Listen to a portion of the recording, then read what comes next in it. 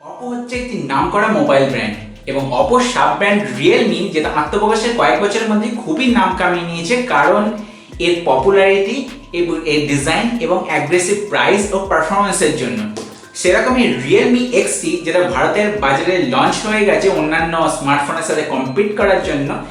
এবং এই যে রিয়েলমি এক্সটি এটা হচ্ছে বক্স প্যাক, এবং এই রিয়েলমি এক্সটি ভারতের বাজারে সর্বপ্রথম স্যামসাং এর 64 মেগাপিক্সেল কোয়াড ক্যামেরা সেটআপ নিয়ে বাজারে আত্মপ্রকাশ করেছে। তো বন্ধুগণ নমস্কার, আমি সন্দীপ দাস, আমার চ্যানেলে সবাইকে স্বাগত জানাই। এই ভিডিওয়ে আমি রিয়েলমি এক্সটির আনবক্স করব, রিভিউ করব এবং এর ক্যামেরা স্যাম্পল আপনাদেরকে দেখাবো এবং আরো অনেক কিছু। তো জানতে ভিডিওটিকে লাস্ট অবধি দেখতে থাকুন এবং ভিডিওটি শুরু করার আগে একটাই অনুরোধ, যদি আপনারা নতুন হন আমার চ্যানেলকে সাবস্ক্রাইব করুন, পাশে ঘন্টা বাটনটি আছে ওটিকে টিপে দিন এবং অল করুন এবং লাইক ও শেয়ার করতেও ভুলবেন না এই ভিডিওটিকে। তো চলুন দেরি না করে ভিডিওটিকে শুরু করা যাক, দেখতে থাকুন।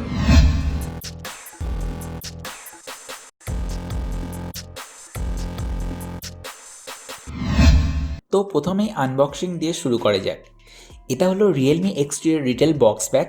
আমি এখানে নিয়েছি pearl white colour box pack. তো বক্স প্যাকের ওপরেই রয়েছে রিয়েলমির ব্র্যান্ডিং ও মডেল নাম্বার, এর সাথে ডিভাইসের ছবি। বক্সের পেছনে আরও কিছু তথ্য এই ফোনের ব্যাপারে। এই ফোনটি ভারতের প্রথম 64 মেগাপিক্সেলের ফোন, যা শাওমির 64 মেগাপিক্সেল নোট 8 প্রোর অনেক আগেই লঞ্চ হয়ে গিয়েছিল ভারতের বাজারে শাওমিকে প্রতিদ্বন্দ্বিতায় ফেলার জন্য। যাই হোক, এখন আমরা দেরি না করে চলে যাই ডাইরেক্ট আনবক্সিংয়ে। হয়তো আপনারা আমার মতো উদ্গ্রীব যে ভেতরে কি আছে দেখার জন্য। যাই হোক, আমি এই বক্সটাকে খুলে ফেলেছি। তো এবার ভেতরে প্রথমেই একটি ছোট বক্স, যার মধ্যে রয়েছে কিছু ডকুমেন্টস ও একটি ফ্রি স্বচ্ছ টিপিইউ কভার। হ্যাঁ, এই কভারটি দেওয়া হয়েছে কোম্পানি থেকে, যেটি একটি খুব ভালো জিনিস ফ্রিতে বক্স প্যাকে অ্যাড করা হয়েছে। এরপর ডকুমেন্টসের মধ্যে আমরা পাচ্ছি user manual, quick start guide, যেটা সময় পেলে অবশ্যই আগে পড়া উচিত ব্যবহারে। এরপরেই রয়েছে আমাদের মেইন ডিভাইস ইউনিট, অর্থাৎ মিস্টার রিয়েলমি এক্সটি, এবং এছাড়াও রয়েছে একটি সাদা 20 ওয়াট ফাস্ট চার্জিং অ্যাডাপ্টার, একটি ইউএসবি টাইপ সি কেবল ও একটি সিম এজেক্টর পিন। তো আমরা এখন আমাদের প্রধান অতিথি মিস্টার রিয়েলমি এক্সটিকে ঘোমটা সরিয়ে বাইরে বার করে আনি। এই হচ্ছে আমাদের রিয়েলমি এক্সটি। এর স্ক্রিনের ওপরে pre applied screen protector company থেকে দেওয়া আছে, যে সব কিছু মিলিয়ে নির্দেশ দেয় যে ফোনটি আউট অফ দ্য বক্স একদম রেডি ব্যবহারের জন্য। এর কালার ওয়েস সেট আপ করতে হার্ডলি 3 থেকে 4 মিনিট সময় লাগে, এবং এরপর অবশ্যই আপনি 3 থেকে 4টি কালার ওয়েসের আপডেট পাবেন, যেটা আপনার ফোনকে আরও ভালো পারফরমেন্স করার জন্য উপযোগী করে তুলবে। আমি এই রিয়েলমি এক্সটি এর রিভিউ করছি এটি পাওয়ার এবং ব্যবহারের 1 মাস পরে, যাতে আমার রিয়েল ফিডব্যাকটা আমি দিতে পারি। যাই হোক, তো অবশ্যই আপনাদের জানাবো তা, এবং তার আগে এর মেন ফিচার্স এবং স্পেসিফিকেশনগুলোর ব্যাপারে ডিটেলস জেনে নিই।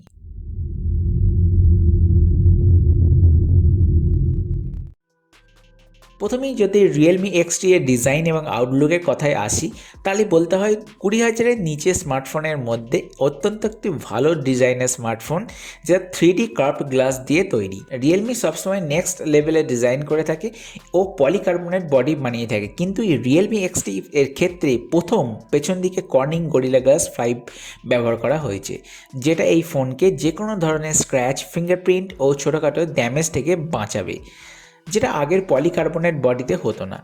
এছাড়াও এর যে কালার, সেটা পিওর মুক্ত সাদা ও নীলের ওপর রাখা হয়েছে, সাথে হাইপারবোলা লাইস্ট্রিক ডিজাইন, যা এর লুকসকে আরও সুন্দর করে তুলেছে। আমার তো ফার্স্ট পছন্দ এই মুক্ত সাদা রঙটা। আপনার কোনটা ফেভারিট কমেন্ট করুন। যদিও সাইডের ধূসর রঙের বর্ডারটা কোনো গ্লাস বা মেটাল নয়, ওটা পলিকার্বনেট দিয়েই তৈরি। এরপর যদি সাইডে দেখি, তো বাঁদিকে সাইডে রয়েছে বিভক্ত volume up volume down button, তার সাথে সিম ট্রে। এই সিম ট্রে একসাথে দুটি ইকুয়াল সাপোর্টেড 4G ন্যানো সিম এবং একটি 256 GB অবধি মাইক্রো SD কার্ড সাপোর্ট করে, এবং এতে অন্তত যে কোনো ধরনের ক্লাস 10 কার্ড লাগানোই আমি রিকমেন্ড করি। অপরদিকে অর্থাৎ ডান সাইডে রয়েছে শুধু পাওয়ার অন অফ বা লক আনলক বোতাম, ও ফোনের নিচের দিকে রয়েছে একটি ডাউন ফায়ারিং স্পিকার, একটি USB type 1 flash charging port, microphone এবং 3.5mm হেডফোন জ্যাক।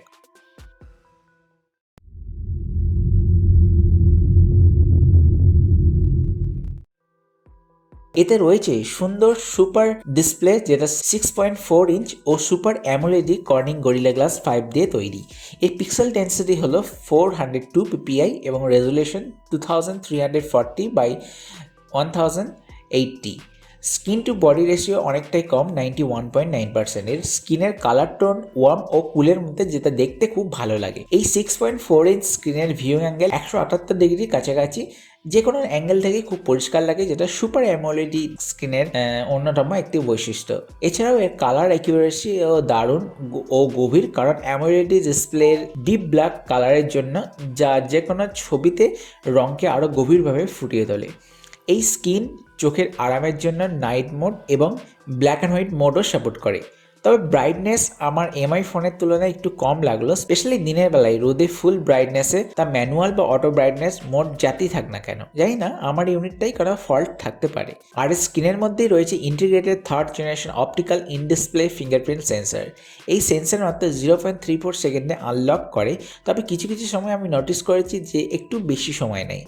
আবার অনেক সময় এরকম হয় যে কিছুক্ষণ আগে ফোন ব্যবহার করা সত্ত্বেও তখন ফিঙ্গারপ্রিন্টে কোনো অপশন দেয় না, শুধু পাসওয়ার্ড ব্যবহার করতে বলে, যেটা নিয়মানুসারে দিনের প্রথম ফোন খোলার সময় বলা উচিত।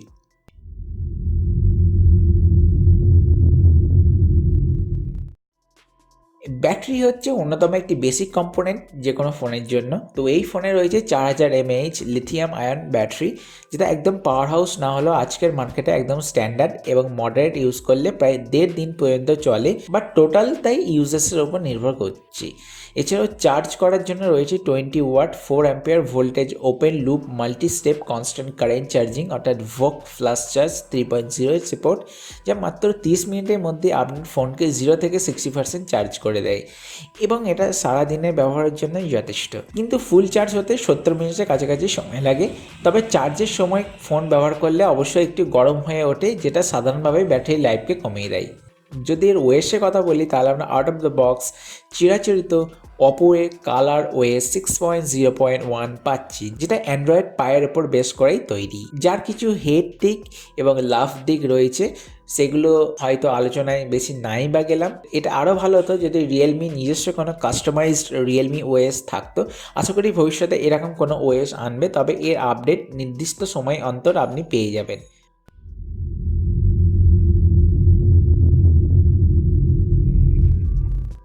আর এই ফোনের হার্ট হচ্ছে প্রসেসর, তা আমরা পাচ্ছি কোয়ালকম স্ন্যাপড্রাগন 712 এই অক্টাকোর সিপিইউ, যেটা 10nm পালসাস প্রযুক্তি দ্বারা তৈরি এবং সর্বোচ্চ 2.3 GHz স্পিড দিতে সক্ষম, যেটা আগের 710-এর আপগ্রেডেড মডেল। হয়তো এই প্রসেসরটা কোয়ালকমের রিসেন্ট 865 বা 765 বা 730 এর তুলনায় অনেকটাই পুরনো, কারণ 712 হচ্ছে আর্লি 2018-এর প্রসেসর, কিন্তু মিড রেঞ্জের ফোনে ঠিকঠাক ভালোভাবে পারফরমেন্স করতে সক্ষম। এছাড়াও এর রয়েছে LPX DDR4 র্যাম, যেটা 3টে ভ্যারিয়েন্টে আসে, 4GB 6GB এবং 8GB। এই ফোনটি প্রত্যেক দিনের জীবনে ঠিকঠাক পারফরমেন্স করে, দ্রুত এবং নিখুঁত, এই ব্যাপারে কোনো অভিযোগ করার নেই খুব একটা। যে কোনো অ্যাপ বা গেম মেমোরিতে ভালোভাবে ধরে রাখতে সক্ষম, কোনো রিফ্রেশ হয় না। আর ফোন স্টোরেজের জন্য রয়েছে UFS 2.1 রম, যা আগের eMMC এর তুলনায় লাইটিং ফাস্ট। এটা অনেকটা কম্পিউটারের SSD ড্রাইভের স্পিডের মতো, যা নর্মাল হার্ড ড্রাইভের চেয়েও কয়েক গুণ দ্রুত। এই UFS স্টোরেজ ভ্যারিয়েন্ট ও 64GB আর 128GB ভ্যারিয়েন্টে আসে। তার সাথে আমরা 256GB পর্যন্ত মেমোরি কার্ড দিয়ে বাড়াতে পারি। আমার ক্ষেত্রে রিয়েলমি XT এর একদম বেসিক মডেল, যেটা 4GB র্যাম আর 64GB স্টোরেজের সাথে। যদি গেমিংয়ের পারফরমেন্সের কথা বলি, তাহলে বলবো এর র্যাম ও প্রসেসর খুব ভালোভাবে আজকে যে কোনো আধুনিক গেমকে হ্যান্ডেল করে, অতিরিক্ত ফ্রেম ড্রপ ছাড়াই। আমি যদি অ্যাসফল্ট বা সাবওয়ে সার্ফার্স বা পাবজির কথা বলি, তাহলে যে কোনো গেমই খুব ল্যাগ ছাড়া সুন্দরভাবেই হ্যান্ডেল করে এবং কিছুটা মিনিমাল ফ্রেম ড্রপ রয়েছে, কিন্তু অতিরিক্ত নয়। এছাড়াও 1 ঘন্টা টানা পাবজি বা অ্যাসফল্ট খেলার পরেও মাত্রাতিরিক্ত কোনো হিটিং ইস্যু আমি দেখতে পাইনি, যেটা কোনো অস্বস্তির কারণ হয়ে দাঁড়ায়। যেটা একদম মিড রেঞ্জের ফোনে শুনতে অবাক লাগলেও এর কারণটা হচ্ছে রিয়েলমি এর কুলিংয়ের জন্য। এতে মাল্টি লেয়ার অ্যালুমিনিয়াম এবং গ্রাফাইট কুলিং সিস্টেম ব্যবহার করা হয়েছে, যেটা এই ফোনকে হিট হওয়া থেকে রক্ষা করে, যেটা গেম লাভার্সের জন্য দারুণ সুখবর। আর এর সিস্টেম কনফিগারেশন অনুসারে এর AnTuTu বেঞ্চমার্ক স্কোর হলো 1,94,829, যেটা খুব একটা বেস্ট স্কোর না হলেও অন্তত ভালো মিড রেঞ্জের ফোনে।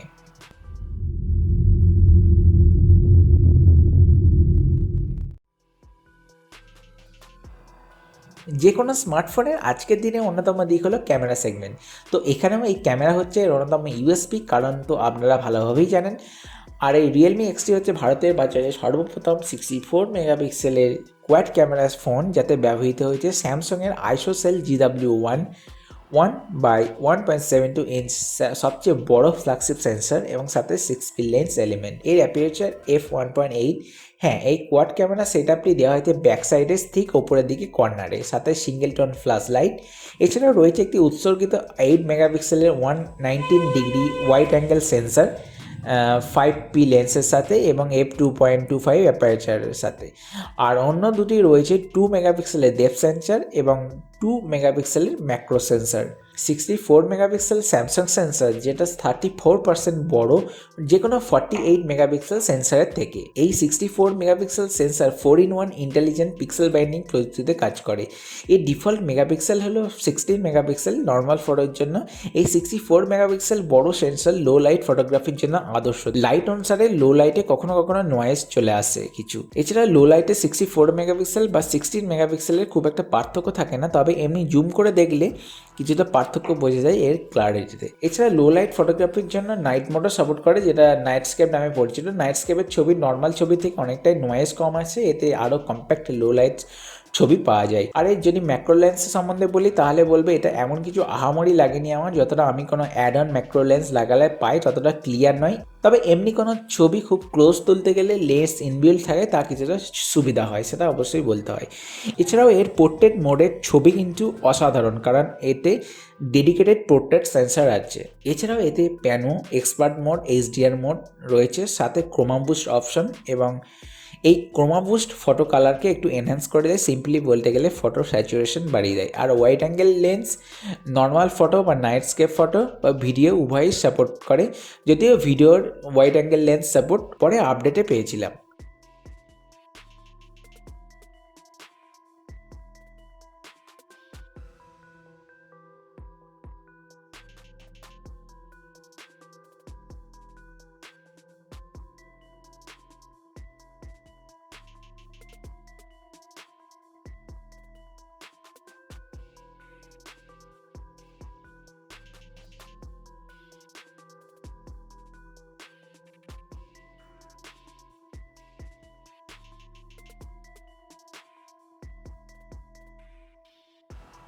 আর এতে ঠিক স্ক্রিনের ওপরে ইয়ারপিসের মাঝেই রয়েছে 16 মেগাপিক্সেলের সোনি IMX471 সেন্সরের সাথে একটি front facing f2.0 aperture wide angle selfie camera, যেটা সেলফির জন্য আজকের দিনে স্ট্যান্ডার্ড।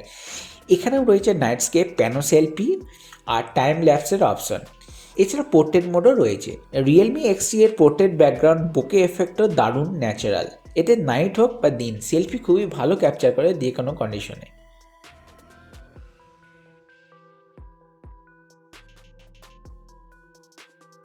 আর ভিডিওর ক্ষেত্রে পেছনের দিকে 64 megapixel sensor 4K video shoot করতে পারে, যেটা সর্বোচ্চ 30 FPS আর ফুল এইচডি সর্বোচ্চ 60 FPS শ্যুট করে। এখানে সামনের দিকে সেন্সর মাত্র ফুল এইচডিতে সর্বোচ্চ 30 FPS শ্যুট করতে পারে, কিন্তু ইলেকট্রনিক ইমেজ স্টেবিলাইজেশন উভয় ক্ষেত্রেই একমাত্র ফুল এইচডি ভিডিওই পর্যন্ত সীমাবদ্ধ থাকে।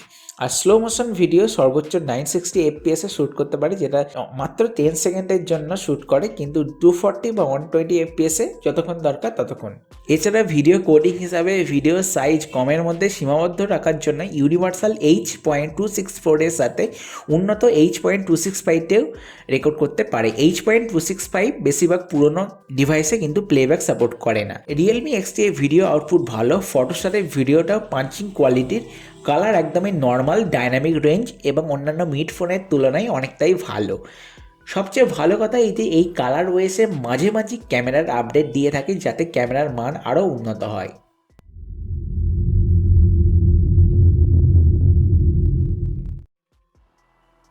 এছাড়াও এর অডিও আউটপুটের জন্য রয়েছে একটি ডলবি অ্যাটমস নর্মাল স্পিকার। তবে নর্মাল স্পিকার হলে এর সাউন্ড এক্সেলেন্ট, অডিও সাউন্ড খুবই জোর এবং ভালো মতো ব্যাস আছে। 60% সাউন্ডই অনেক সময় খুব জোর বলে মনে হয়, কিন্তু হেডফোনের সাউন্ড একটু কম জোর বলে মনে হলো যতটা স্পিকারের সাউন্ড তার চেয়ে। আর এর মাইক্রোফোনও অবিশ্বাস্য পরিষ্কার, কোনো কমপ্লেনই নাই এ ব্যাপারে। আমার যে কথাগুলো শুনছেন সব কটাই এই ফোন দিয়ে রেকর্ড করা। যাই হোক, এটাই স্পিকারের সাউন্ড স্যাম্পল, আসুন আমরা শুনে নিই।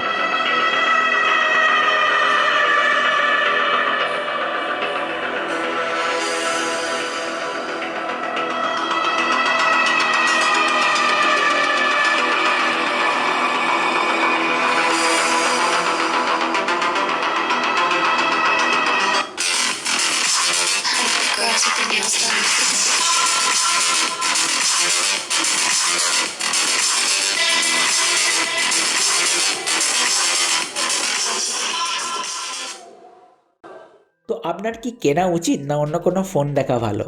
দেখুন, রিয়েলমি এক্সটি একদম বেসিক মডেলটা মানে 64 GB আর 4 GB ভার্সনটার দাম হচ্ছে 16,999, আর হাইয়েস্ট 128 GB আর 8 GB ভার্সনটার দাম হচ্ছে 19,999। মানে একদম মিড রেঞ্জের ফোনে অপো এর সাব ব্র্যান্ড রিয়েলমির তরফ থেকে দারুণ ফোন বলতে গেলে। তাই এই ফোনে ফিচার্স যেগুলো পাচ্ছে সেগুলোকে আমরা যদি এক ঝলকে দেখি তাহলে দেখব যে মিড রেঞ্জের ফোনে যেগুলো পাওয়া বিগত দিনে অসম্ভব ছিল, যেমন হচ্ছে in display optical 3rd generation fingerprint sensor, super AMOLED 6.4 inch display, 64 megapixel ISOCELL stunning ক্যামেরার সাথে 4K রেকর্ডিং ও EIS image stabilisation, 16 megapixel selfie camera Sony সেন্সারের সাথে, excellent clear sound quality, excellent processor, আর তার সাথে কোনো হিটিং ইস্যু নেই, ইউএফএস 2.1 ফাস্টার স্টোরেজ রম ও সাথে মাইক্রো এসডি কার্ড ও ওটিজি সাপোর্ট। পাওয়ার হাউস না হলে ব্যাটারি ব্যাকআপ ভালো ও ড্রেনেজ খুব কম, ভোক ফ্লাশ চার্জ ও সাথে ফ্রি অ্যাডাপ্টার ও টাইপ সি পোর্ট, যেটা খুব সহজেই আপনার ফোনকে চার্জ করে যায়, 3D Gorilla glass body design, আর সাথে ফ্রি টিপিইউ প্রোটেক্টিভ কেস, যেটা ক্যামেরা লেন্সকে ঘষে যাওয়ার হাত থেকে রক্ষা করে, সাথে সাথে ফোনের সাইডগুলোও। যদি এই ফিচার্সগুলো আমরা ভালো মিড রেঞ্জের ফোনে খুঁজে থাকি তাহলে অবশ্যই রিয়েলমি এক্সটি একটি অন্যতম ফোন। আমি এই ডিভাইসটি 1 মাস ধরে ব্যবহার করছি, তো মাঝে মাঝে ফিঙ্গারপ্রিন্ট না দেখানো এবং সানলাইটে ফুল ব্রাইটনেসের স্ক্রিনের উজ্জ্বলতা কম লাগা ছাড়াও আর কোনো ইস্যু সেরকম আমি খুঁজে পাইনি। তবে এইগুলো আপনার যদি কোনো সেরকম ইস্যু না হয় তবে এই ডিভাইসটি অবশ্যই যদি কিনতে চান তাহলে অবশ্যই আপনার কনসিডার করা উচিত, স্পেশালি এর ক্যামেরা আর গেমিংয়ের জন্য। আর আমি কিভাবে কিনলাম 14,399? কিছুই না, ফ্লিপকার্টে সেলে অ্যাক্সিস ব্যাংকের কার্ডে 10% ইনস্ট্যান্ট ডিসকাউন্ট ছিল, আর এর এমনি দাম ছিল 15,999, তার উপর 1600 টাকা ডিসকাউন্ট কার্ডে হয়ে গেল 14,399। তো এই দামটা শুধুমাত্র বিগ বিলিয়ন ডে সেলের জন্যই ছিল। আশা করি বোঝা গেল। তো এটাই ছিল রিয়েলমি এক্সটির সম্বন্ধে ডিটেলস। জানি না কতটা সাহায্য করতে পারলাম, তবে আশা করি কিছুটা হলেও হেল্প হয়েছে। যদি ভালো লেগে থাকে অবশ্যই লাইক এবং শেয়ার করুন, চ্যানেলটিকে সাবস্ক্রাইব, বেল বাটনটি টিপুন, অল করুন, সাথে থাকুন। কোনো প্রশ্ন থাকলে অবশ্যই কমেন্ট করুন। আর যদি সাবস্ক্রাইব করে থাকেন তাহলে চলুন অবশ্যই পরের ভিডিও আপনার সাথে আবার দেখা হচ্ছে। ততক্ষণ ভালো থাকুন, সুস্থ থাকুন, দেখতে থাকুন সন্দীক্ষণ দাস। আপনার সময় শুভ হোক, বিদায়।